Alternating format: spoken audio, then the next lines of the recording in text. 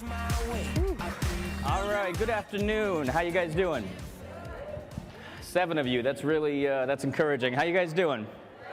You good? All right. How many of you would say you've been sitting in your seat for too long? Say aye.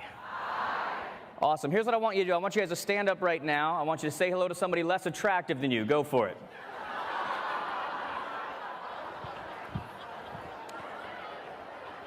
Guys, you're not actually supposed to do that. That's terrible. Have a seat. Have a seat. Guys, get the slide up front here. All right, have a seat. Have a seat.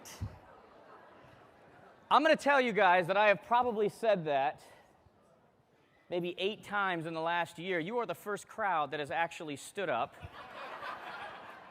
Although you're the first one that didn't have somebody walk up to me. So this is a good thing. Usually that turns into an insult for me. So if you guys want to get that thing up here, perfect. Now, how many of you, just out of curiosity, you guys having a good morning so far? You guys doing good? I'll take care of that, I promise you. Are any of us, because the funny thing is I live in Connecticut, okay? This is a rarity for me. I didn't have to get on a plane or anything. I jumped in my car. I brought my kids up here yesterday. They got to do the mic check with me, which was amazing. How many of us are connected on Facebook, Twitter, any of those kinds of things? Any of us? Holy moly. Wow, a lot of us. I did not think it was going to be that many. Show me again. How many of us are connected? Facebook, Twitter, whatever? Wow. Okay, a lot of you. So I thought I was going to have a very unfamiliar crowd here. How many of us are just kind of like completely new? I've never anything. You're like, who the heck is this young guy and what's he going to teach me? Go ahead. Any hands? Good. No hands are going up right there. That's good to hear here. I want to today's going to be kind of fun. I was in a place recently, and I was in a place where, I think it was Texas or something like that, and a lady walked up to me beforehand, and she was a Facebook friend, and she walked up, and she said to me, you know, I follow you on Facebook, I've been looking forward to this, I follow all your stuff, your boys are adorable. She goes, I drove 6 hours to be here today, so you better not suck. This is what she said to me. This is no joke, guys. This actually happened about 6 months ago. It completely changed the way that I look at events like this. You know, when I used to come here, I used to try to motivate you, try to have fun. Do you guys want to have fun today? Would that be a good thing, right? You would, right? So I try to have fun, try to do these things, but I literally have one goal today. My one goal is that I do not suck, okay? So I hope that that happens. I'm probably the rarity from the kind of people you have in front of you in that over 50% of people who do this for a living were never in the industry. That is not my story. I was not only in the industry in this state, but I grew up in the industry. I was my mother's unpaid assistant, okay? Any of you have an unpaid assistant? There was probably child labor laws and all these kinds of things that were in effect that we had no idea about, but I was that kid. You know, I was the kid who would go to basketball practice, but I got my first briefcase when I was 8 years old. You know, a bit of a freak. I didn't even have a code to open this briefcase, but I had a briefcase. There was nothing in the briefcase, right? When days were so simple, I thought that had meant that I had made it. I had this briefcase. And so what was really cool about that experience, though, was that I learned a lot of the old school ways of doing business, many of which still work. Is that true or not true? Are you guys thinking about it? How many of you, no matter what I say today, I just want to know, how many, no matter what I say, are not going to raise your hand? Let's just get that out of the way right now, guys, because I know how that goes, okay? So I learned that way, but I was also open when I got in. I was open to a lot of the newer things that were out there as well. But I also have this belief, and just out of curiosity here, who's like the youngest person in this room? And don't anybody yell out you, okay? Who's like anybody younger than 30 in this room? Like how old are we talking? 29. All right, say it proud, man. That's all good. Many of you wish you were 29 again. I know I do, right? How old are you? And I'm looking for younger now. Anybody beat 29? Because, guys, I did this same example in Canada recently, and somebody yelled out 29, and I said, can anybody beat 29? And someone yelled out 31. And I was thinking, I don't know about Canadian math, but where I grew up, 29 is still lower than 31. Like, how old are you? 25. Anybody beat 25? You get hand claps for 25 now? This is it's amazing. All right, that'd be 24 and lower. Anybody? And I see some of you getting nervous. Don't worry, guys. I am not going to go to the other end of the spectrum, okay? I see some of you getting low in your chairs, and okay. Do not worry. I have made that mistake before, okay? Now, would you agree, though, in our industry, here's one of the things that I believe. I believe that our industry has somewhat been tech to death. I love technology. I love it. I love the way that it can make you more efficient. I love the way that it can help you do things that you used to have to do, but now it can do it for you to save you time to do the things you should have been doing all along. But I believe like realtors have been tech to death. I wrote an article recently for Riz Media. It was either Riz Media or Realtor Magazine, and I said enough already. And the idea was, it seems like every time you learn something, something else comes out. True or not true? Am I the only person in this room that is actually rooting for Google Plus to fail, so I don't have to learn yet another thing? Anybody else? Now, guys, I might be here next year talking about Google Plus, okay? I just want to throw that out there, and if so, this is being recorded, so I can't even deny it, okay? But you see my point, though. It seems like every time you learn something, here comes something else. Does anybody agree with that? That happens, right? And yet it's so important, though. You see, I believe what we need in our industry today is a bit of a bridging of the gap. It's a bit of the, like I said, technology to me is there to free you up to do the things you should have been doing all along. Were any of you around when our industry 10 years ago was supposed to go away as far as realtors because the internet was going to take over? Any of you remember that? Right? But realtors didn't go away. Why? That's the real question. Is buying a house like buying a pair of shoes, brown size 10? No. Do you realize that last year the number of people that used a realtor in a transaction increased by over 20%? Come on now. Thank you. I'll just talk to you the rest of the time. It's all good. We're just going to... If I could see you, yeah. All right? I should have just said goodnight at that point and walked off the stage, because that's the best ovation I got all day, giving you a stat about 20% increase, okay? So it's interesting. As much as our industry has changed, the more it's actually stayed the same. Do you remember when it was normal to go and knock on doors? Like when someone came to your house and tried to sell you an encyclopedia. Raise your hand if you've ever had somebody come to your house and try to sell you an encyclopedia in your lifetime. How many of you have had that happen in the last year? Not too fast, guys. Things have changed. Our industry has changed. But here's what's funny. You look at today, right? It used to be normal to go and do that. But you look at today, we have things like social media, and we have things like direct marketing and targeted marketing and all these kinds of things. Here's my belief. As much as the industry has changed, it's also stayed the same. And here's what I mean. When you were doing those things, when you were going and knocking on doors, and now you're trying to connect with people socially or target marketing, aren't you ultimately after the same thing? Aren't you really trying to stay top of mind? Aren't you really trying to create relationship? And so you're still trying to do the same thing, but how we get to the point of conversion is what's changed, true or not true. But ultimately, we're still trying to do this, right? Any of you know, usually a younger realtor, but any of you know a younger realtor or any kind of just who's just the absolute tech everything? You can't hardly get them in person, and if you do, it's awkward. They're awkward with conversation, but if you shoot them a Facebook or a text message, you get an immediate response. Anybody know somebody like that? By the way, not the time to look at somebody. That's just rude, okay? I just saw that right now, okay? You guys know somebody like that, right? And so there's this... Let's save the last from you guys, all right? I'll tell the jokes around here. So we all know people like that, right? And yet, let's face it. If you've been anybody been in the industry longer than 25 years, raise your hand. Most of you. Most of you have been in the industry for longer than 25 years. Do you love or do you hate change? You probably hate change. Guys, we hate it when the toilet paper goes in the right or the wrong way, right? It's over the top. That's the way it's supposed to come, right? We don't like change. There's always, I got the most agreement out of anything I just said from a gentleman in like the third row. He was like, that's right. Over the top, right? We don't like change. And yet in some cases, it's necessary if it's going to get us to a desired result. Okay? And so as much as our industry has changed, the more that it has also changed, stayed the same. But here's the other thing. I'm going to talk a little bit out the other side of my mouth. It also has changed. Do you realize that last year was the first time in history that more buyers went online, found their property, and then brought it to you for you to sell it to them? I want you to think about that for a second. It's the first time in history that more buyers went online, found their property themselves, and brought it to you. How does that make you feel? For some of you, you better get a little worried right now, okay? If you're a door opener, you're in trouble. That's the truth. We are in a value-added world right now. We're in an experience world. How many of you can tell me in the last 3 weeks you have went to Starbucks and bought a cup of coffee? Raise your hand. How many of you know you can get that same cup of coffee for 99 cents at McDonald's? Why'd you do it? We are in an experience world. You went in and you saw the fireplace and they had the music going. And you got your cool Starbucks cup because now you are in. You are cool, okay? It's an experience. What are you adding to the experience? I ask agents all the time. I say to them, agents and brokers, I say, guys, what is your unique selling proposition? I ask this question all the time. And I swear if I hear one more agent tell me or one more broker tell me that they have experience, integrity, and they're honest, I'm going to throw open my mouth. Just telling you right now.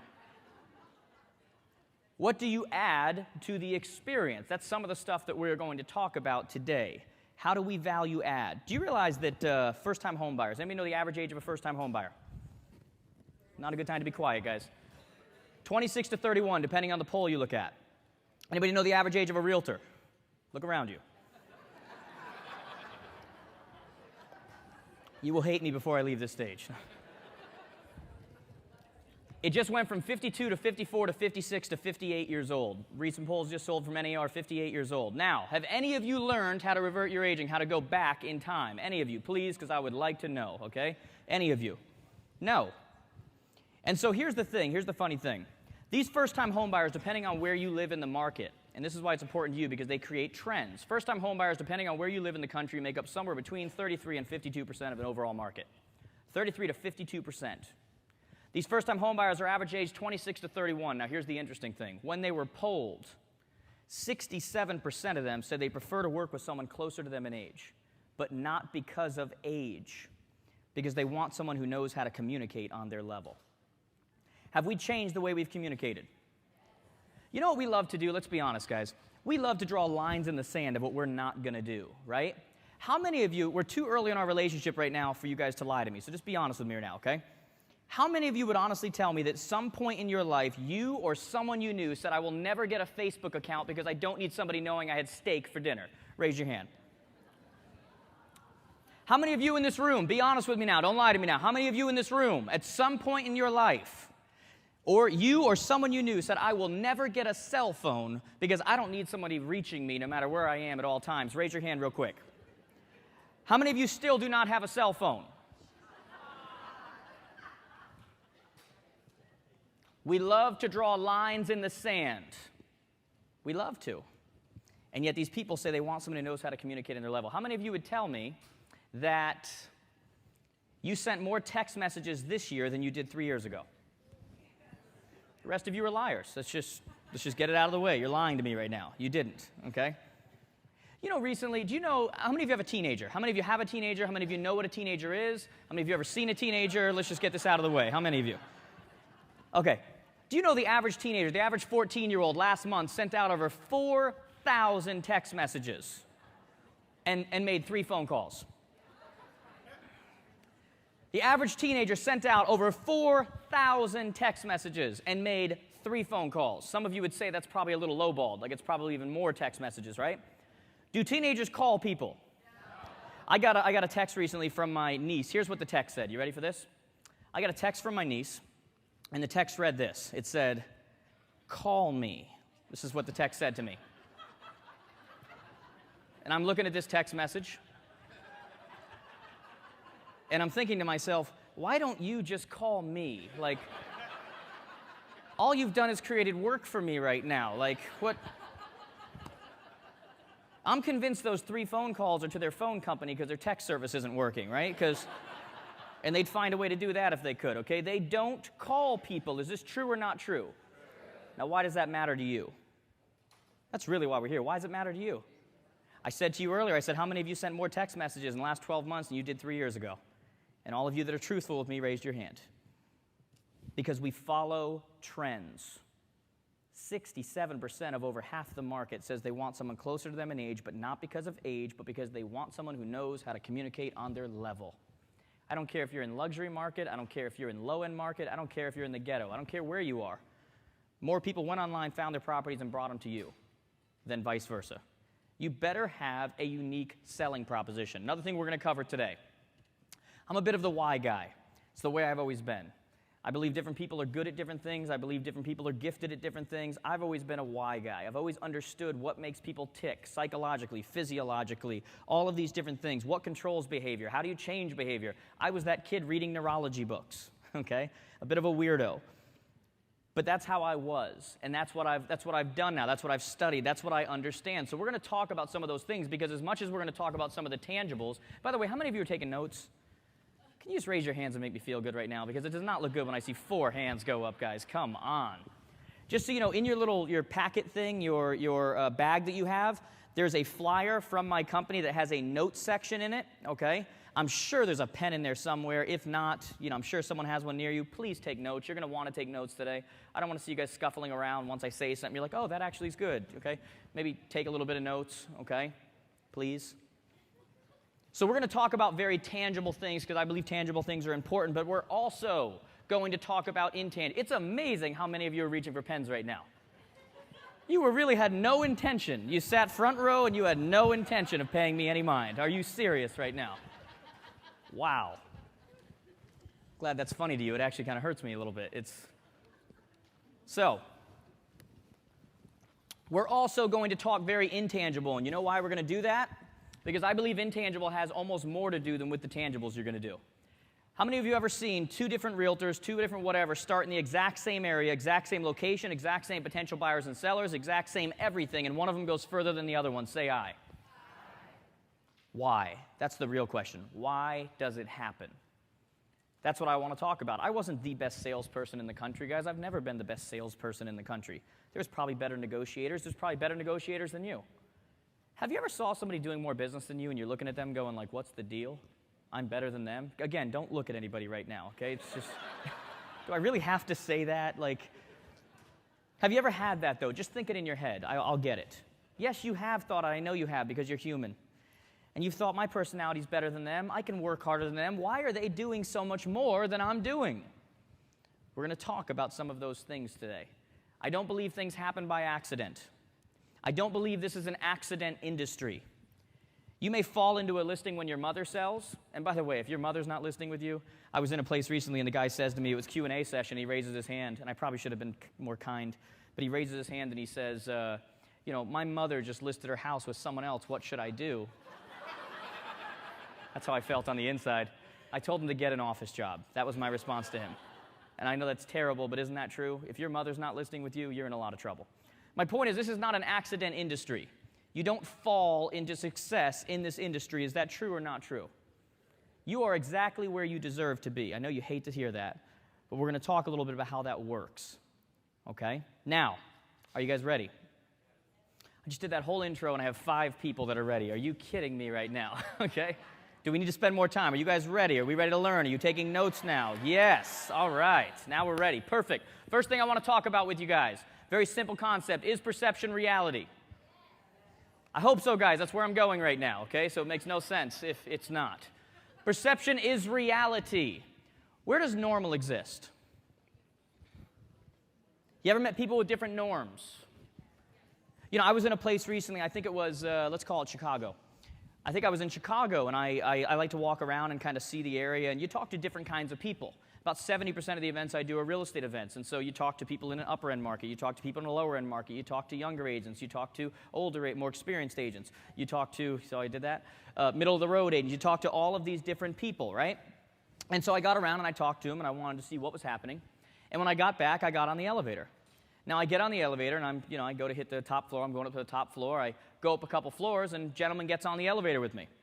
Now, guys, what's the unwritten rule when somebody gets on an elevator with you? Do you talk to them? What? You need to pay attention right now. You do not talk to them, okay? Simple wave, simple whatever, but you do not go into full I need to make sure this is normal here, because this is the only crowd I've ever heard say yes. Do you go into full, all-out conversation with somebody on an elevator? No, it's unwritten rules, guys. It's kind of like, how many men do I have in the room? You shouldn't have to think about it, guys, okay? How many men do I have in the room? Men, when you're in a men's room, do you talk to the man next to you? Because someone broke this rule just this morning. I go into the men's room, I'm doing what you do in the men's room, and a man looks at me and he goes, "You're Jared James." And I went, "We're doing this now, huh? This is not appropriate right now. This is, now, I know you're in here. I'm not going to make eye contact, but I'm helping you right now, okay? I'm helping you. You don't do that. For the rest of you who think you talk to people on an elevator, no, you don't, okay? You get on an elevator, you say hello, and then you look forward. If it gets awkward, you play on your phone. Everyone knows you don't have cell reception, but you play on your phone, okay? Everybody knows you can't do anything, but you're on your phone, okay? This is what you do. So I did that. I saw him. I did a little of this. It got awkward, so I acted like I was on my phone. We go up a couple floors, and I start to smell something. And I sniff. I'm like, well, what is going on right now? We go up a couple more floors, and now he did something that really got on my nerves. You know what he did? He sniffed. And I'm thinking, buddy, there's only 2 of us on this elevator right now. And I am pretty sure that I'm not at the age where I don't know if I've done that yet. So now I'm really ticked off, okay? At this point, I am tempted to break the unwritten rules and just go to him and say, look, buddy, we all know, okay? We, meaning me, okay? But I'm a man of the code, so I don't. We go up a couple more floors, and he decides to get off the elevator. He left a legacy, but he gets off the elevator, okay? Now, I have a decision to make right now. Do I get off this elevator, and do I climb the remaining 10 like I'm a gorilla climbing floors? Or do I wait and, wait it out, right? Now, I don't know about you guys, but usually when you get off an elevator, it, stays open forever until somebody finally starts coming over, and then it starts to close, and you have to go over there and, try to act like you're trying to stop it when with your right hand you're hitting door close. Anybody else? Anybody else know that move? If not, I don't either, okay? I don't know that move either. This one didn't do that. This one nearly caught him on the rear end on the way out the door. I'm basically in it now, okay, literally. So I get in there, and I'm not happy, but whatever. I start to go up, and my mind starts to play with me. And my mind starts to go to all these different places, and I start to think to myself, what if somebody else gets on this elevator? I mean, all-out panic is setting over me now, sweat is coming down, and I'm thinking, I'm the only one in here, right? So we go up a couple more floors, and lo and behold, I hear the worst sound I've ever heard in my life. Anybody know what that sound was? Ding, ding, ding, right? And my luck, it wasn't like a little old lady in a wheelchair and a breathing machine. No, 3 very young, attractive females get on this thing, okay? You can't make this up, right? And so I don't even know where to look. I'm reverting back to 5 years old. If I can't see them, they can't see me. I'm looking for Mission Impossible exits. Whatever can happen right now, just get me out of this situation, right? But I'm there. We start to go up a couple floors, and I start to think, maybe they don't notice it. Maybe it's just stuck to my upper lip, right? Until, what do I see one of them do? They sniffed. What do? I sniff. I figure there's 3 of them, there's 1 of me, reasonable doubt. I'm going to pin this on one of them, okay? And so I'm giving them looks really, guys? I'm just, I am way overacting at this point, okay? And we go up a couple more floors, ding, ding, ding. They go to get off the elevator. I think that I've gotten away with something, as if I did something. And it was that day that I learned that the unwritten rules no longer apply once you cross the threshold of the elevator, because I hear one of them say to the other 2, can you believe that guy? Now, guys, I don't know if you know the role that I play in this whole thing, but I'm that guy, okay? That's who they're talking about. Now, was I that guy? I just told that whole stinking story. And I'm up to 10 people now agreeing with what I'm saying, guys. All right, you really? Some of you still wondering if it's me, okay? Was I that guy? No. Thank you. I needed that for my personal whatever. I need to tell that story better, okay? Now, did it matter to them? No. Who was I to them? I wasn't the speaker. I wasn't the this. I was that guy. Some of the few people on this earth that I can no longer look in the eye if I saw them with any kind of confidence, right? And what is that? That's perception becoming what? Reality. I said to you earlier, I said, where does reality exist? 6 inches between your ears, right? You've met people with different realities. Have you met people with different norms? I get the ability to go around different countries, different parts of this country and whatever, and I see different norms. I see people who think it's normal to drive home with an elk in the back of their truck, and I see other people that would hold up picket signs. Completely different norms. Have you ever gotten into an argument? How many of you are married? For those of you that are married, how many of you are in a relationship of some sort with another person? Have you ever gotten into an argument with another person and you so can't fathom the idea that they don't get the reality of what you're saying that you don't even bother to change your argument? You just keep saying the same thing over and over again, like a game of charades, like when somebody's acting out and you keep going, elephant, elephant, elephant. They're like, it's not an elephant. It's not an elephant.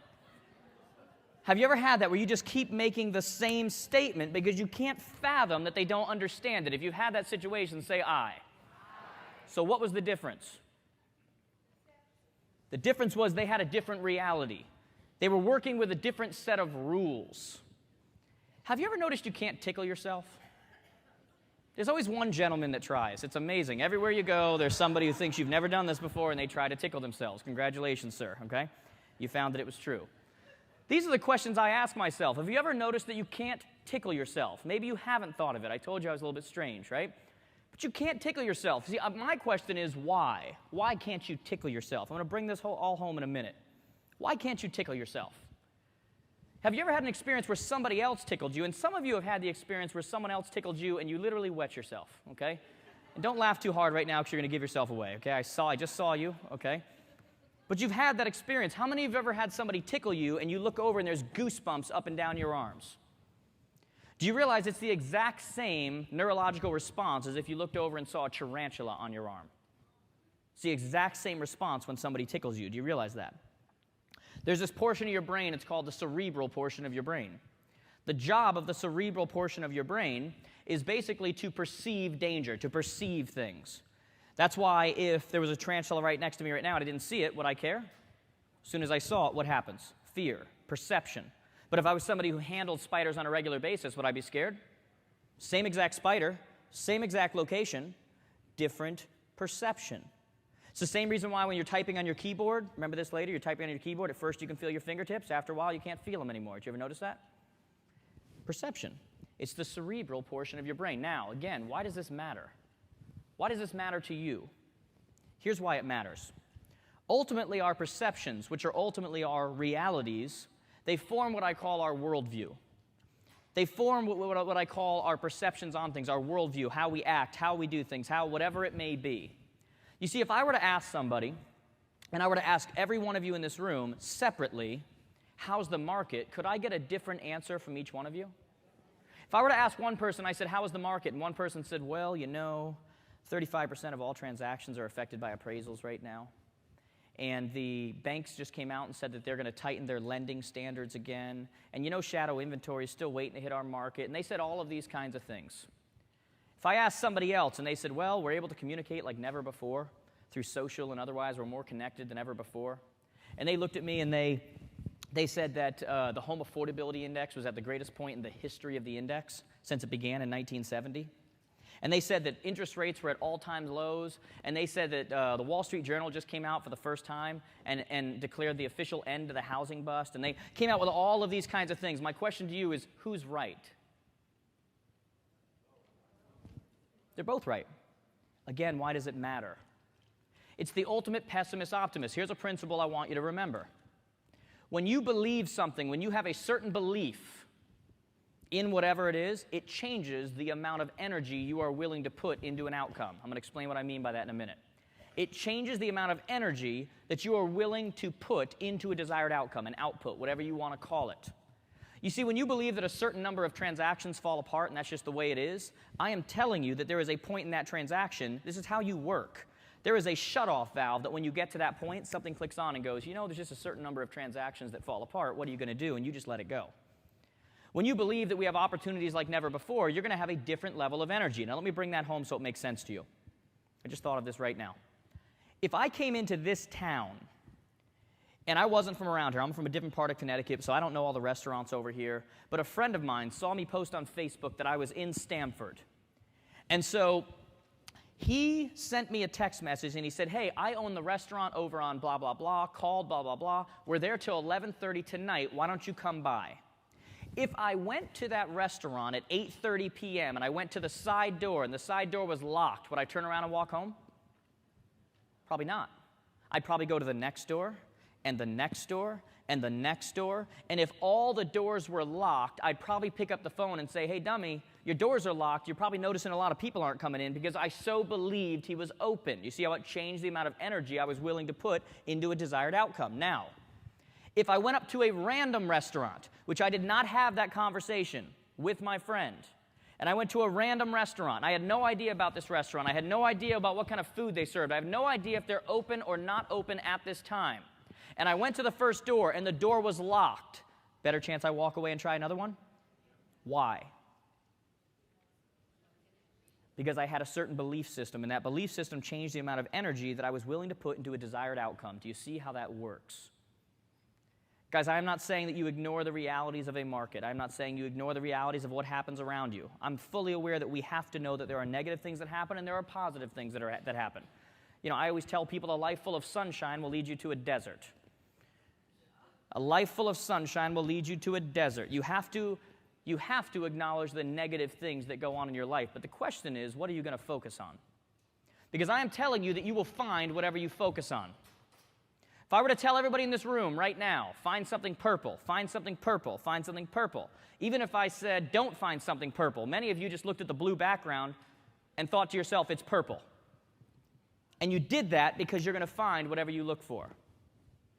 Ultimately, I'd like my energy going towards a positive outcome rather than a give-up outcome. Whatever, we've hit that point, a certain number fall apart. Does that make sense?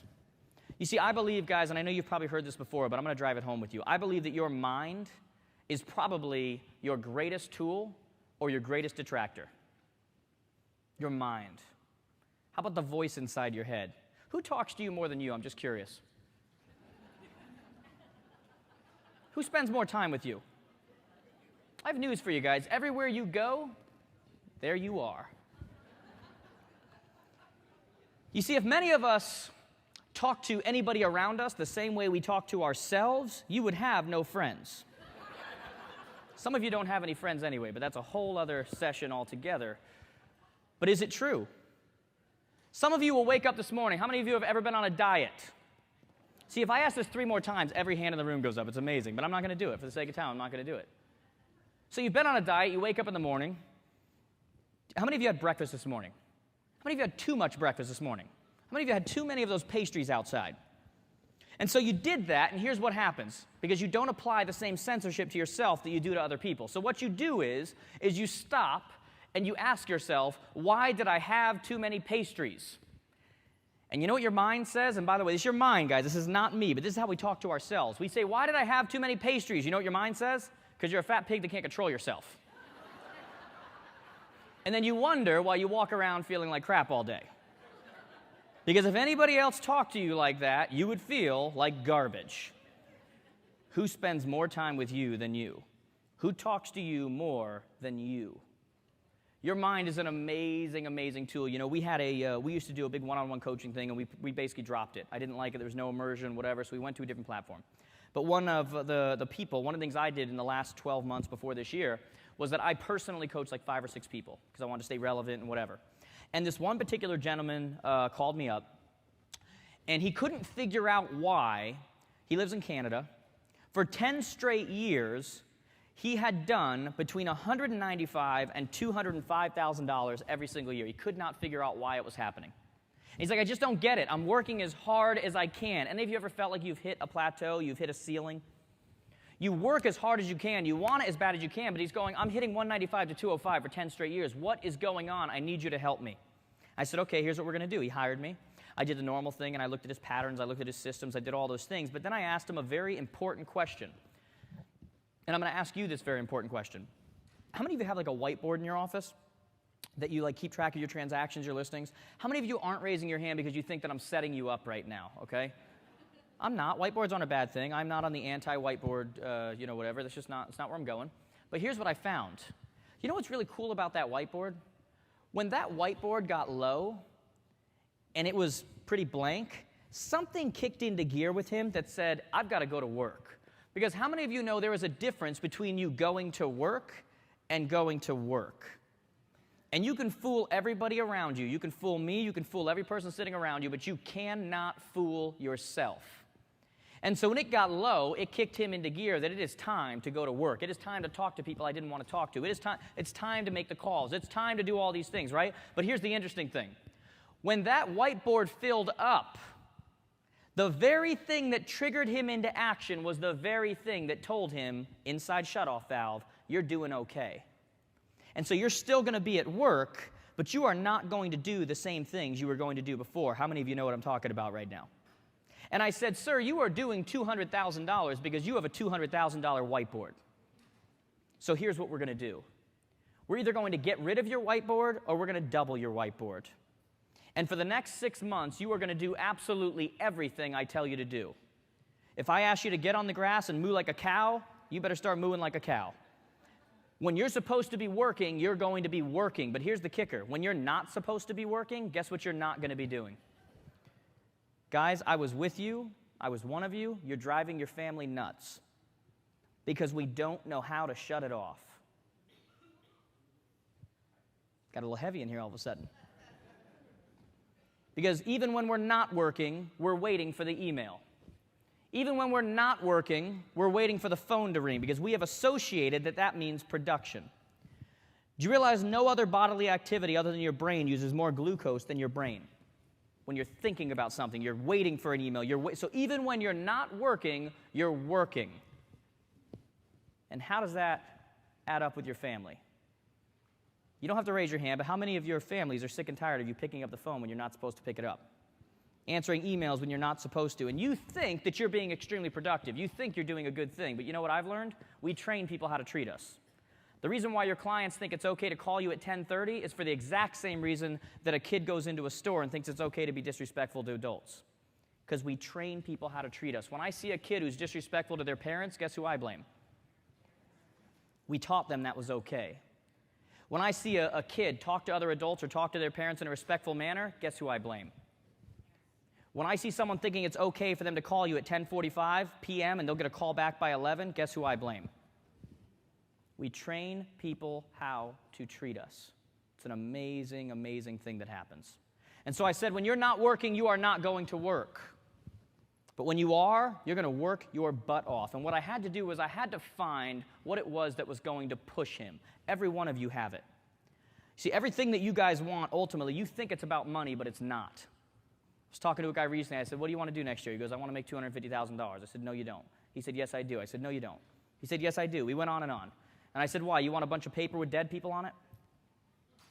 It's not about money. Everything you ultimately want is about an emotional feeling you're after. You want respect. You want to be able to show people that you made it. You want security. To be able to go where you want to go and not worry about finances. You want all of these things. You better figure out what it is that you're after, because that's what's going to drive you. You know, me personally, I was raised by a single mother. My thing, I was raised by a single mother. I vividly remember my mother crying when she couldn't pay the rent, or crying because she was overqualified for a job, or, you know, whatever it may be, right? That created desperation, guys. I've had money and I've not had money, and I'm just telling you, money's not everything, but boy, does it make things easier. And so I am able to keep that in my mind, that desperation of what it feels like to be broke, and so it doesn't matter how much money I make. I always have it there to keep pushing me. I said to someone recently, when I get checks, they go straight into my savings, then I live broke. It's just the way I am. I still shop off the clearance rack. This is the way I am. I've created this in my head to constantly push myself, constantly. You need to find out what yours is. I had to find out what his was. Once I found what his was, that's what I pushed on every single day. And I told this guy, I said, every day we're going to start at zero. Every day. I don't care if you created 3 transactions yesterday. You did nothing today. We're going to start at zero. And so I did this. We got rid of his whiteboard. Now, it sounds like a great story. It sounds nice, whatever. Let's talk actual results when we did this. This man was between 195 and 205 for 10 straight years. Month 3 and month 4 of our program, he did more in those 2 months than he had done in any previous year. This January, he was just named the number 5 agent in all of Canada. This just happened. Now, that sounds nice. Let me tell you another story. I have 2 boys. For those of us that are connected on Facebook, I have 2 boys. Okay, I have a 4-year-old and a 6-year-old. Guys, I don't even have kids. I just say that so you feel good about me. It's a terrible thing that I do. Just denied my kids in front of you. I have children. Those were real kids doing sound checks yesterday, real kids, right? But I have a 4-year-old and a 6-year-old. My older one, my 6-year-old, absolutely idolizes his daddy, and that's me. In this day and age, I have to tell you that. That's me. I'm his daddy. And he idolizes. I mean, it's ridiculous. My son, my older son, cried himself to sleep the other night because he doesn't have the same color eyes as I do. That's a true story. And the kid's my clone. He looks just like me. He acts just, but he didn't have the same color eyes.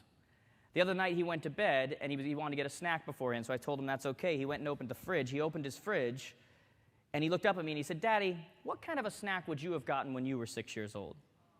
These are real, this is a lot of pressure, guys. You're saying, oh, I'm thinking pressure, right? Don't screw up, right? And so this kid, one of the things I do is I work out every other day, and I run on the off days. Now, I don't do that because I'm trying to be some kind of chiseled beast. I do that because I have 2 young boys, and when they're in high school, I still want to dominate them, okay? And if you know me, I'm not even half kidding. That is the full truth, okay? That is the only reason that I do it, okay? And so when I go running, my kids actually come and they stretch with me, and they stretch in the house. We do our whole thing. And when I go running, they run around the house. They're sweating more than I am when I get back, okay? But recently, my older son has been begging me to go running with me. Begging, Daddy, I want to go running, I want to go running. And for those of you that know any little kids, there is a difference between an energetic child and going for a 3.5-mile run, right? Difference. And so I keep saying, no, no, no, no. He keeps on asking. And so finally I come with a compromise and I say, here's what we're going to do. We're going to go running to the end of the street. We're just going to run to the end of the street. And he's all excited. Awesome. And I've got to teach him how to do it. I've got to teach him how to move his arms. I mean, it's all new to him. We're going to run. So we stretch. We go running. We get 3/4 of the way down the street. And he starts, Daddy, I can't go any further. I can't go any further, Daddy. I'm exhausted. I can't go any further. I can't go any further. And he starts saying this to me. I'm saying, son, you can do it. You can do it. You know, you're going to do it. You know, blah, blah, blah. I'm saying all the nice things. He says, I can't do it. I can't do it, Daddy. And all of a sudden I said to him, I said, son? I didn't say that. That's how the voice of God talks. I didn't say son. It's one of the things you say when you're up in front of people that it just clicked into my head that that's not what you say. I said, Grayson, do you see the stop sign at the end of the road? And I understood this principle I'm about to teach you. I said, do you see the stop sign? We're just going to go to the stop sign. Stop sign, stop sign, stop sign. We're just going to go to the stop sign, then we can stop. Can you make it to the stop sign? Over and over again. Why was I doing that? By the way, guys, the last quarter is the most difficult part of the run. It's uphill. Okay? Why did I keep saying stop sign? I was creating an outcome. You see, the way your body works, physiologically, psychologically, when you create an outcome, your mind, your brain gives marching orders to the rest of your body. It's the way it works. It gives it a finish line. It gives it how it's going to get there. Any of you ever run a 5K and you stop and you're like, I couldn't have gone another foot? So I say stop sign, stop sign, stop sign. Did we get to the stop sign? No, we did not, guys. He's 5 years old. Come on. And we got to the stop sign. That's a terrible, I don't know why I did that. I'm a bit of a jerk sometimes. So we get to the stop sign. He gets to the stop sign. He goes and rolls over in the grass and he says, Daddy, I couldn't have gone another inch. Couldn't have gone another inch, Daddy. Could not have gone another inch. My question to you, could he have gone another inch? If a man jumped out of a bush, jumped out of the bushes with a knife and wanted to stab us, could he have gone another inch? Yes, he did. Yes, he could have. So why did he think he could not have gone another inch? He created an outcome. Guys, you are working against your physiology every day with some of the outcomes that you're creating. I'm telling you, you are. You're creating limiting outcomes, or you're not creating outcomes at all, which is just as dangerous. You know, one of the things that really bothers me sometimes about realtors, and I love you guys, I'm with you, okay?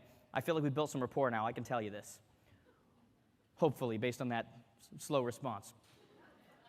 One of the things that really bothers me is when I hear you guys set your goals. I was talking to a guy recently, and I said to him, what's your goal for next year? He said to me, $80,000. I said, that's great. Why is it $80,000? Now, here was the mistake. He said, because I made $70,000 last year.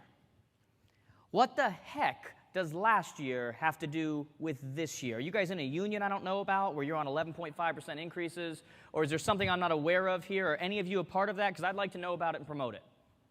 What does it have to do with it? My first 18 months in my marketplace, I took over #1 market share. Technically, I did 0 the year before, so $10,000 should have been just fine, right? We are creating limiting outcomes. Please stop limiting yourself. There are automatic shutoffs and turn-ons inside of you that once you pick a place, it's going to get there.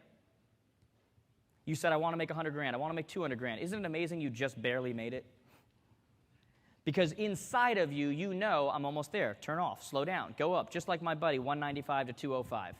He knew when to start and stop, and he didn't even recognize he was doing it. I had another experience. I wasn't going to share this, but I'm going to. And now that I've already started, I have to. So I'm in another place, right? And I go, it's my day to run. I'm on the road, but it's my day to run. So I'm like, I'm sticking to it. I'm going to run. Now, I did not have a course for how far this run was. I needed to go 3.5 miles, but I didn't know how far 3.5 miles was, so I thought quite possibly one of the dumbest thoughts I've ever thought. And I said to myself, and knowing what I know, this is so idiotic, I said to myself, I am going to run until I'm as tired as I usually am when I run. Any of you seeing just how dumb that is? I'm going to run until I'm as tired as I usually am when I run. So I went for a run. I ran until I was as tired as I usually am when I run. Anybody want to guess how far I went? I usually run 3.5 miles. Yell it out. How far did I go? 2 miles. I hear 2 miles. Guys, it was less than half a mile.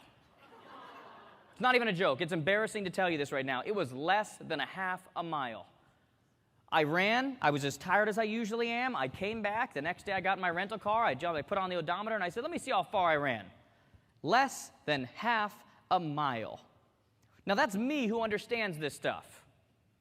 Some of you in this room, you're so tired of setting goals and outcomes because you never hit them. You're tired of disappointing yourself. But I'm telling you, by not setting an outcome, you're hurting yourself even more. So you're going to have an outcome regardless. Wouldn't you rather have some kind of control over it? One of my favorite quotes, there's 3 quotes that sit on my desk. There's 3 quotes. One of the quotes that sits on my desk is a quote. It's one of my favorite quotes, and I'd write this down if I were you. You can tweet it. You can Facebook it. You can Tumblr it, if any of you know what Tumblr is. It says, whoever said the sky is the limit didn't know there were footprints on the moon. It's one of my favorite quotes. Whoever said the sky is the limit didn't know there were footprints on the moon. When I got into this industry, I was told that I'd be doing breakouts for the next 10 years because you're too young to do keynotes. I was told that. I set a goal. I told my wife. I said within a year I'll be doing nothing but keynotes. Guess what happened? It's not an accident.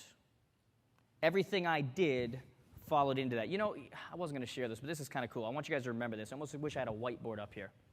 Because you know what most of us do? Training mode is coming out right now. You know what most of us do because we have no outcome, we have no real purpose for what we do, we just try to stay busy and sell houses? You know what most of us do because we don't have any core focus? Is that we come and hear a guy like me, and we get really excited, and we're like, oh, I could do that, and it pulls us off to the left. And then we go and we watch a really good movie, and we're like, oh, that was amazing. And you take something from it, and it pulls you up. And then you go and you read a book, and you're like, that's an amazing book. Oh, my God. And you take something from it that pulls you off to the right. You have nothing that goes to the same place. So you wonder why you're constantly just going in different directions, constantly, because you have no core focus. You have no core outcome. The way our brain works, again, is it's made to take our environment, pull from our environment, and feed what it is we already believe. That's why when I said find something purple, you looked at it blue and you called it purple. That's why some of you look at the exact same political figure and some of you hate him and some of you love him based on the exact same thing he said. Because you are trained, your brain works by pulling pieces from the environment ultimately to back up what it is you already believe. When you don't already believe in an outcome and what you're doing, you have nothing pulling to push yourself towards that outcome. Does that make sense? I hope I didn't go over your head with that. Does that really make sense? Good. You guys are intense now. This is good. It's always great to see the transformation of the crowd from the should we listen to the actually paying attention. And about 4 of you actually taking notes, which is even better. The other thing I really believe in, I believe environment has a lot to do with your success. I believe environment has a huge amount. Do you realize you are in an industry that people choose who they want to be with, they vote who they want to be with or who they want to work with based on whether they want to be around you or not? True or not true? Does that not happen all the time? You remember the quote by Maya Angelou? Maya Angelou said that people don't remember what you say or do, they remember how you make them feel. Is it true?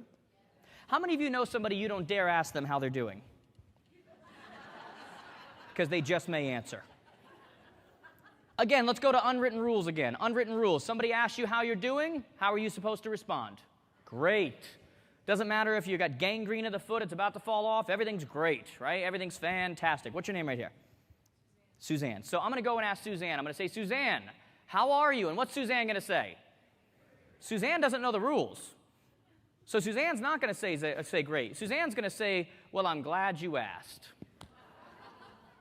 That is the telltale sign that you are now in trouble. No offense, because you seem like a sweet lady, but I'm just, okay?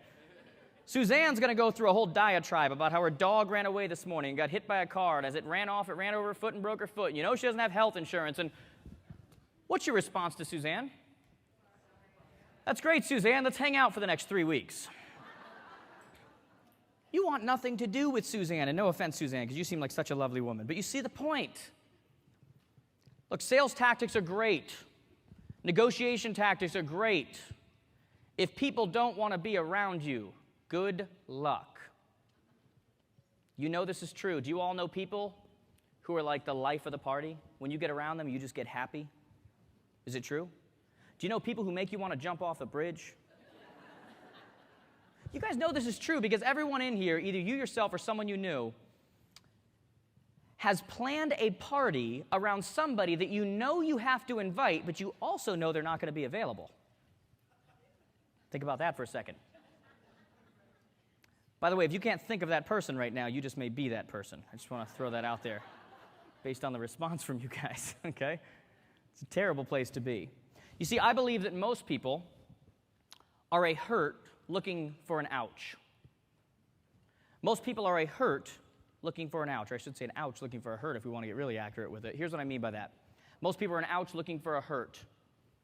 Do you realize that every time you get upset, every time you get angry, every time, whatever it may be, that your body actually shoots endorphins into your bloodstream like a drug? Just like a caffeine addict needs coffee in the morning. Just like a crack addict needs drugs. Some of you are addicted to being upset.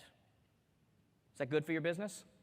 You're an ouch looking for a hurt. We all know somebody like this. You don't even realize it, but you're addicted. There are endorphins being shot into your bloodstream. Is that good? No. Be aware of it. Now start to think about it. I heard something recently that I really loved. It was one of my favorite examples, and I wish I could remember where it came from. It said that most people are like garbage trucks. What I mean by that is they drive around all day, picking up everybody's despair, everybody's anger, everybody's depression, everybody's whatever. And ultimately, what are they looking for? Someone to dump it on. Don't let it be you. Do you know people like that? Happens all the time. I posted something on my Facebook page recently that it sounded a little bit cliche, but I believe it's so true. And it was very simply, it said this: be the attitude you want to be around today. Is that easy to do? No. It's not easy at all. But those are the people you want to be around. Does that help or hurt your business? See, I'm a big believer in state. Do you realize 7% of communication is verbal? It's 93% of everything else. If I came up here and said the exact same thing I said when I got up here, exact same words, and I said, "Hello, everybody. You ready to have a good time today?" What's your response? You're like, "I'm going to take this phone call. I'm just going to, bring my purse with me. I'm just going to, whatever." You are finding a way out of this room. I said the exact same words, different effect on you. What's the difference right now between this right here and this right here? What's the difference? It's about a 1/4 inch. Confidence, lack of confidence. What does it do to you? Am I talking fast or slow? Am I talking high or low? Why? See, what's amazing is that when top producing people, what they understand is not just to have an effect on their own environment, but ultimately on who? On the people around them as well. Why? Because people don't remember what you say or do. They remember how you make them feel. Are you being conscious enough about this? I wrote an article recently. It was for, again, Realtor Magazine or Riz Media or something like that, and the title of the article was, "How do you start your day?" I'm a big believer in state. How many of you ever woke up in the morning and you are just rearing to go? You get more done in the next 6 hours than you usually do in 6 days. Say aye. Not many of you. How many of you ever woke up in the morning and you are just not feeling it and you know you've wasted that day? Say aye. Why did I get more eyes on that one than the first one? Okay, it's not a good thing. Now, how many of you know that you have more control over that than you think? I'm watching people get up in the morning and they're in a good mood because it's sunny, and they're in a bad mood because it's raining. What the heck is that? So I wrote this article called "How Do You Start Your Day?" And I talked about, for the first half hour of every single day, I do a couple things. I pray, I read, I immerse myself in content, I watch video, I do whatever is going to put me in that fully charged moment, that fully charged state. Why? You all know it works. How many of you have ever watched Rocky and wanted to kick someone's butt when you were done watching it? How many of you ever watched The Karate Kid and you were doing this for a week? What did it do? It affected your what? Your state. It has everything to do with your success within your business, your state. And so you say, "Well, I don't have a half hour to put myself in that state. I don't have a half hour to pray, read, immerse myself in content, watch video." Great. Go waste 8 hours. That's what I say to you. Because I take that half hour, and you know what it does? It puts me in the right state. Could you imagine, guys? I do this for a living. Could you imagine if I woke up this morning and because it was raining outside, you didn't get the best of me? And I stood up in front of you and I went, "Hey guys, just one of those days. Anybody taking notes today?" Or probably not, whatever, we'll be done soon. Probably hungry, whatever. How would you feel about that? How would the people hiring me to come in here feel about that? How do your clients feel every day if we act like that? Now, you might say to yourself, okay, why are you covering that much time on state? Why are you doing that? Let me tell you why. They did a study of the top 100 salespeople in the world. Top 100. They wanted to know the number one reason for these top 100 salespeople in the world, number one common denominator. You know what the answer was? It wasn't systems, wasn't management, wasn't customer service. You know what it was? It was something called the ability to control, the ability to manage your own state of mind. That was number one. I have never heard it taught at a conference. I've never heard it taught at a convention. I've never heard it talked about anywhere. It was the number one reason for your success. Now that sounds great, but let's get very practical about it. What does that actually mean? It means that if you go to a closing, and at that closing you represent the seller, and the seller at that closing decides that they don't like the shoes the buyer is wearing that day, so they are backing out of the closing. You get out of the closing, you go and get on the phone with a new client. The next day you go into a closing, and at that closing the seller decides, and you represent them, that you did such a great job, they are doubling your commission. You get out of that closing, you get on a phone call. Would you agree that right now those two different phone calls would have two different experiences with you? True? Very much true. Ability to control, ability to manage their own state of mind means that every single person has the exact same experience with you, and it better be good. How much control do you have over that? Let me ask you another question. We're in a business that really focuses on likability. It focuses on all these other things outside of sales, although we focus on sales so often. How many of you have children in this room? Not in this room right now, I think you know what I mean. How many of you have something you love? A dog, a friend, yourself, whatever. I want you to think about this next time you greet somebody. Next time you greet somebody, I want you to look them in the eye and I want you to think to yourself, if my children eating next week depended on this person liking me or not liking me, would you greet them differently? You laugh, but if my children eating next week, if me eating next week, if my dog, whatever, eating next week depended on this person liking me or not liking me, would you greet people differently? I know you would. How conscious are you about that? Because here's what I'm about to tell you. It does. 69% of people are unrepresented. The average person buys or sells once every 5 to 7 years. They're going to pick someone. 7 out of 10 people don't know who they're going to work with if they hired an agent tomorrow. If your children eating next week, if you eating next week, depending on that person liking or not liking you, would you greet them differently? Guys, you are in a people business. You better start thinking like this. I'm in a people business. Could you imagine if when we're done with this, you go over to my booth, you come to sign a book or whatever, and I'm just like, what's up? Come on, there's a line. Can we do this already? Can we get this done? How would you feel? Apparently 4 of you would like it, but the rest of you would not be very happy, okay? It's the same thing. You are in a people business. Let's go to the next thing. The next thing, and I want you to start taking some notes now. We're going to get very tangible now. The next thing I want you to do is I want you to focus on your butt. And I'm not talking about diet and exercise. I'm talking about your B-U-T, your best use of time. Write that down. B-U-T, best use of time. It's funny because I go around to a lot of places and I ask people, what's your most valuable resource? And they'll tell me time, but it's not true. You know how I know that? Because we track our money. How many of you track your marketing dollars? We'll track our money. Very few of us actually track our time. We just don't. I want you to write this down. This is something you need to remember. You ready? Don't confuse activity with achievement. Do not confuse activity with achievement. One gets you something in the end, the other one just makes you busy. Do not confuse activity with achievement. To me, it's the difference between what I call business, B-U-S-I, and busyness, B-U-S-Y. We are great at busyness. We live in a society that finds value in being busy. Is it true? We are so unreachable. We are so busy. Oh, we're so important. Some of us are so broke, but we're important.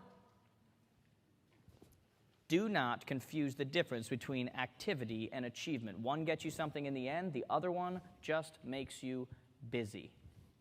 So let's talk about these butts for a little bit. One of the things I want you to do when you leave here, not right now, but when you leave here, I want you to list your top 4 butts.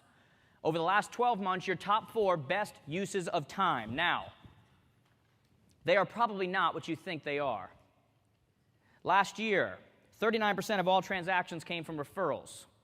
22% came from past people using their realtor again. So some of you would be like, I'm going to spend time on referrals. You're not making money on referrals. Gasp.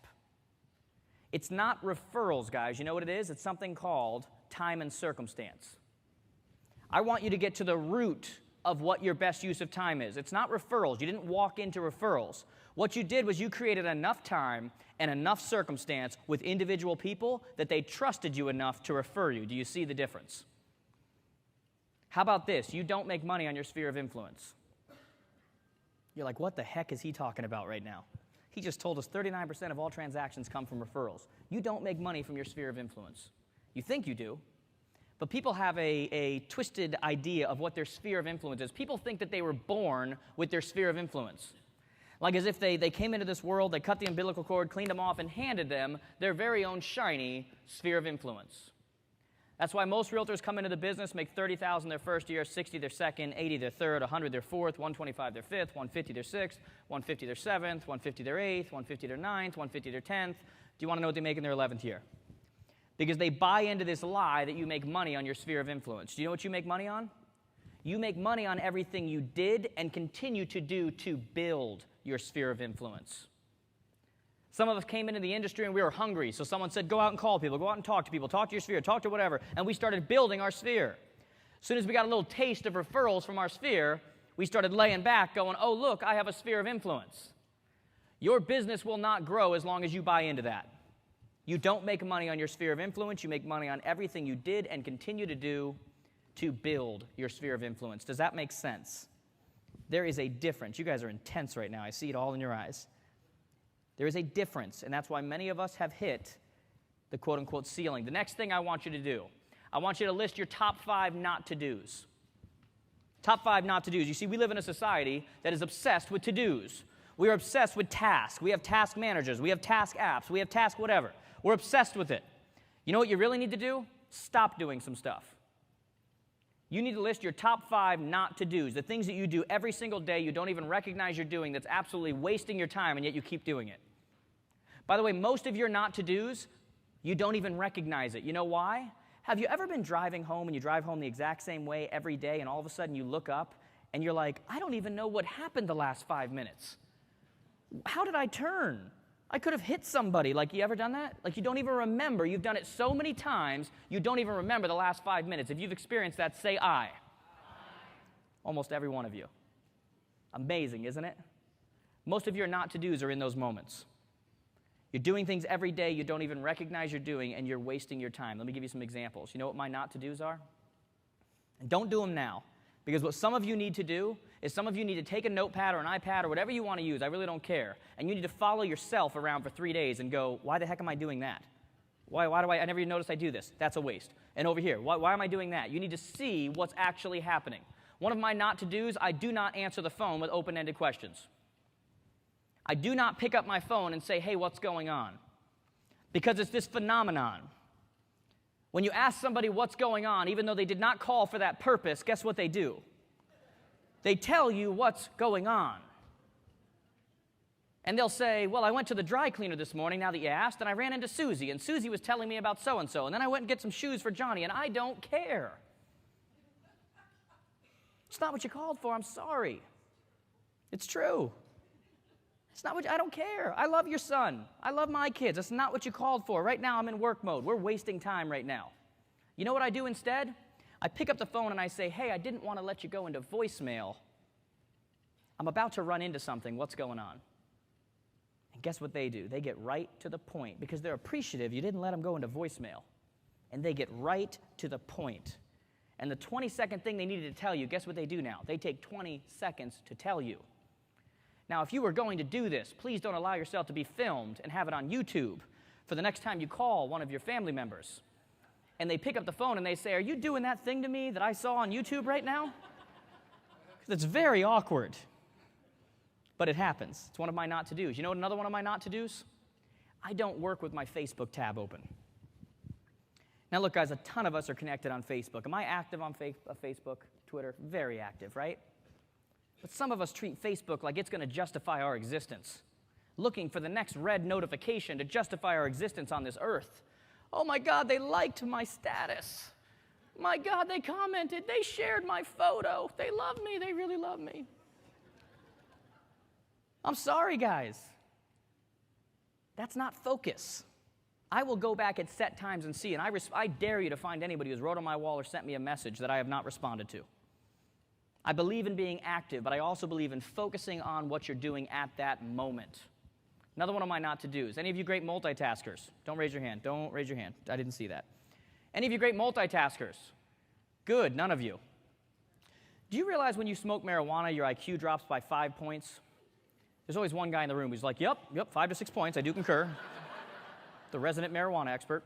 Do you realize when you smoke marijuana, your IQ drops by 5 points? When you multitask, your IQ drops by 15 points. Wow. Do you know that men's IQ drops 3 times as much as ladies? Yes. And all the ladies said amen. Men, what do we do? You know what I love about having some men in the room, even though some of you were confused when I asked? What I love about having men in the room is you actually concentrate on me. We compartmentalize. That's what we do, okay? And so you're actually paying attention. You know what you ladies are doing? You're paying attention sometimes. You're also figuring out if you like my shoes. You're doing your grocery list. And you're figuring out when you're going to pick up your... I mean, you're doing a lot of different things right now, okay?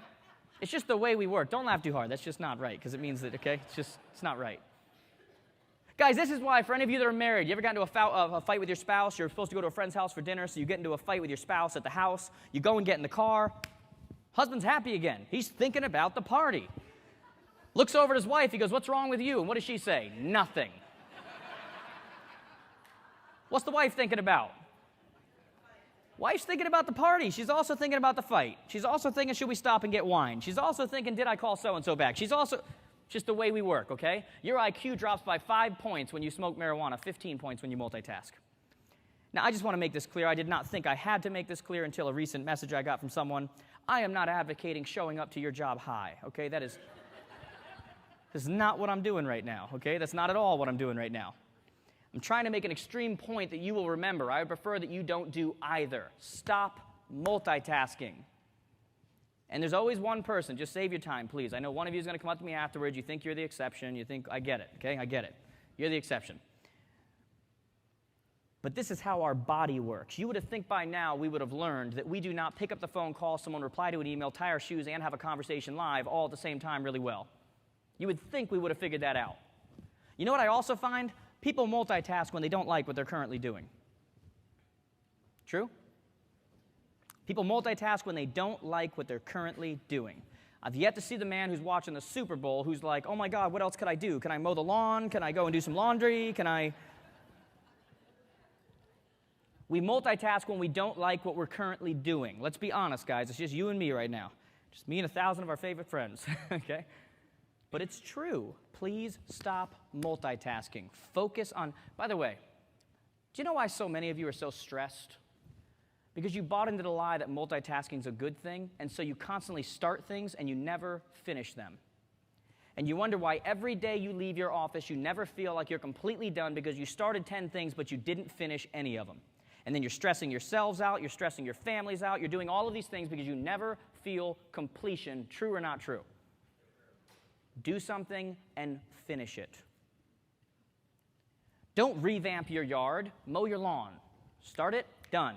Completion. There's a domino effect that happens. Don't revamp your website. Write the opening. Don't try to do your whole year of real estate in one day. Go talk to a person. Simple but true, is it not? Because we're all doing this. It's just a matter of paying attention to it and not doing it going forward. That's really all it comes down to. I want you guys to come up with your top 4 buts, your best uses of time, and your top 5 not to-dos. Now, before I close here, there's one quick thing I want to tell you guys. Some of us are new to each other. I would like to get a chance to meet a lot of you. I'm hoping I get a chance to sign a book for you guys. By the way, guys, I have a new book coming out in a few months. You ever heard of Get Out of My Way? The new book is called Get Out of Your Way. Because I think most of our issue comes from who? Right here. One of the things we're offering just for you guys, we do a virtual coaching platform. Virtual coaching platform, because we want it to be affordable for people, was basically we do several videos, several webinars, several quick hits, several whatever. Everybody gets my emails. If you're not able to be on the calls, we record them. They're on your dashboard. You get a username and password. It's $13 a month. If you sign up with William Pitt, there's a little sheet that's in your thing today. You get it for $10. $10 a month. It's ridiculous. That's all I'm going to say about it, but it's absolutely absurd. I don't know why anybody wouldn't be in that. Now, let's go to close. Do you guys realize what the deadliest hour in America is? It's kind of an awkward transition, right? Deadliest hour. This is statistically when the most people die. You know when it is? It's Monday morning between 8 and 9 a.m. People would rather die than go to work on Monday morning.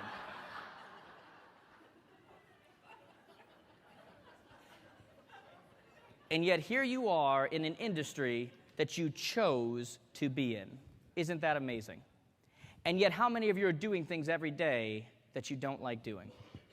You got in for all the right reasons, and yet you're doing things every single day that you don't actually enjoy. Here's my advice to you. You ready? Stop it. That was pretty profound, right? Stop it. You're doing things every single day you don't enjoy. Why did I get rid of the one-on-one coaching? You know why? I didn't enjoy it.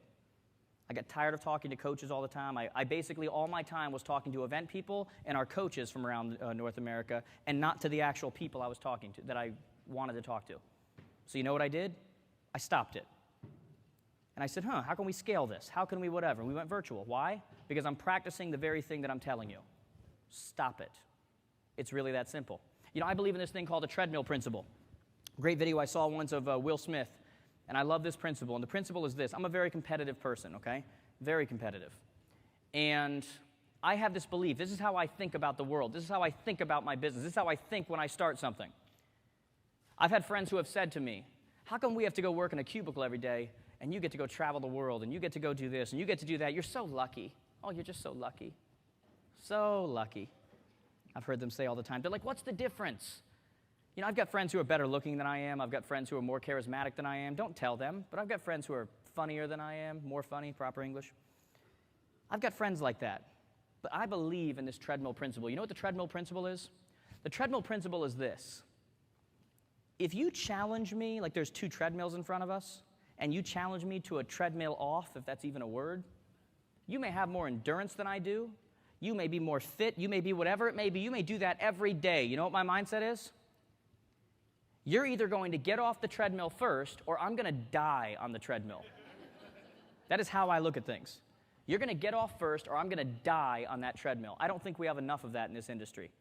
I am sick and tired of hearing about people trying our industry. Losing a job, and so I'm going to give it a shot. Whew. Is that what our industry should be? You're going to get off, or I'm going to die. I believe in a thing called a paradigm shift. A paradigm shift, I think, is commonly misknown. See, when a bug is continually running its head into a window over and over and over and never recognizes that it doesn't matter how hard he hits that window, he is not going to make it through the window. When the bug recognizes there's a window open 2 feet to the right, that's a paradigm shift. What's your window?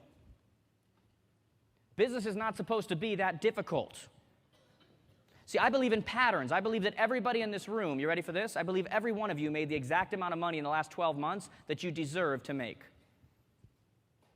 based on the patterns you created. If you don't like where you are, change your patterns. Any of you cook? Can you put the ingredients in the oven for a pizza and expect a lasagna to come out? It's a fastball question, guys. I see some of you thinking right now. No, you cannot. Can you sow the seeds of mediocre patterns and expect extraordinary results? No, you cannot. No matter how bad you want it. It does not matter how bad you want it. I'm just going to tell you that. Your broker's not going to tell you that. It doesn't matter. Are you willing to pay the price or not? I like to say everybody wants a bestseller. Nobody wants to write the book. You know what it starts with, though? Being honest with yourself. If I ask every agent in this room, what do you want in your area? They're all going to tell me, I want to be the #1 agent. Bullcrap. No, you don't. Some of you do. Some of you need to be the #8 agent, but have plenty of time to spend with your family. That's okay. At least you're being honest with yourself, because when you say you want things you don't actually want, you're going to fail either way. You're either going to be the #1 agent and have no time with your family, or you're going to be the #8 agent and feel like a failure.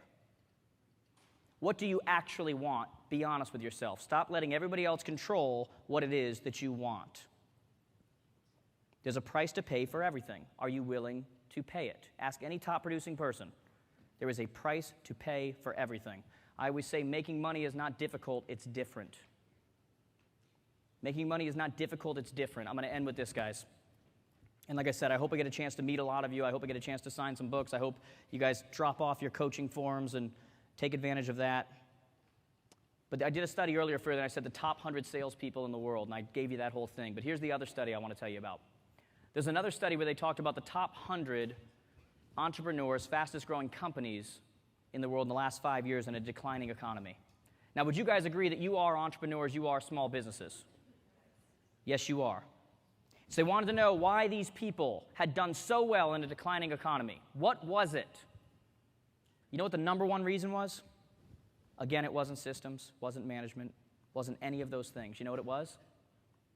Something called speed of implementation. That was number one.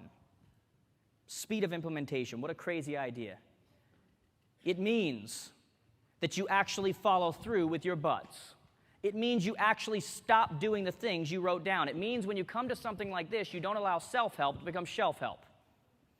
Where you come back next year, look at your notes, and go, that was pretty good, did none of it. It means if you need inspiration, motivation, you need tactics, then you sign up for a coaching thing. It means that you go and read a book. It means that you actually follow through with what you've learned. I hope you'll do that, guys. Thank you so much.